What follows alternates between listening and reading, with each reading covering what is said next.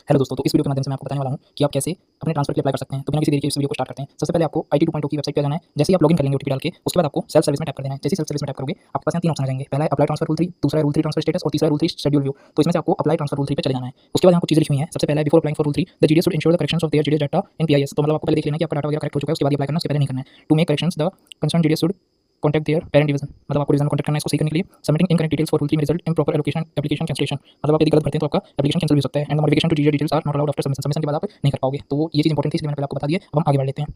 आगे बढ़ने के लिए आपको यहाँ पे टिक करना होगा I have read instructions and undertake to abide by the same. फिर उसके बाद कंटिन्यू टू एप्लीकेशन में टैप कर देना है। इसके बाद आती है मेन चीज। सबसे पहले आपको यहाँ पे अपनी डिटेल्स चेक करनी है, सब कुछ परफेक्ट है। यदि सब कुछ परफेक्ट है उसके बाद आगे प्रोसीड करना, वरना पहले आगे सब कुछ करेक्ट करवाना है, उसके बाद आगे बढ़ना। उसके बाद आपको यहाँ पे वेरीफाई मोबाइल विद ओटीपी पे टैप करना है। मोबाइल ओटीपी आ जाएगा, उसके बाद वेरीफाई ईमेल विद ओटीपी पे टैप करना है। अपना सही ईमेल डाल के, गलत ईमेल हो तो उसको नहीं डालना है, सही ईमेल पुट करना है। उसके बाद ईमेल में ओटीपी सेंड करना है। जैसे मोबाइल में ओटीपी आ जाए ओटीपी एंटर कर देना है।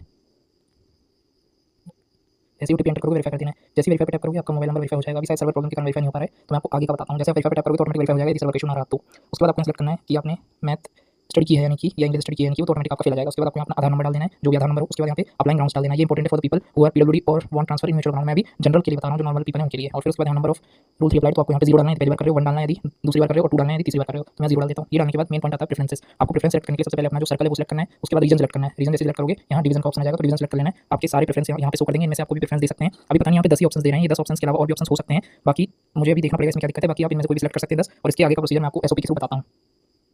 तो अब हम एसओपी में आ चुके हैं। अब हम आगे बढ़ के आपको आगे की चीज़ें बताते हैं। जैसे आप यदि अपने स्पाउस ग्राउंड से करते हैं तो आपको सर्टिफिकेट अपलोड करना होगा, और यदि पीडब्ल्यूडी से करते हैं तो उसमें भी सर्टिफिकेट अपलोड करना होगा। फिर उसके बाद जैसे अगर आप म्यूचुअल से करते हैं तो आपको यहाँ अपने म्यूचुअल की डिटेल्स डालनी होगी। यदि आपका काउंटर पार्ट एलिजिबल होगा तो एलिजिबल शो कर देगा, और इनएलिजिबल होगा तो इनएलिजिबल शो कर देगा। जैसे इनका नॉट एलिजिबल था तो नॉट एलिजिबल शो कर दिया 1 ईयर की सर्विस ना होने के कारण। यदि एलिजिबल हुआ तो ले लिया जाएगा। फिर उसके बाद यहाँ पे आपको लास्ट अवेल डेट वगैरह डालना पड़ेगा, यदि आप डाल देते हैं कि आपने किया है या नहीं किया है उसके हिसाब से।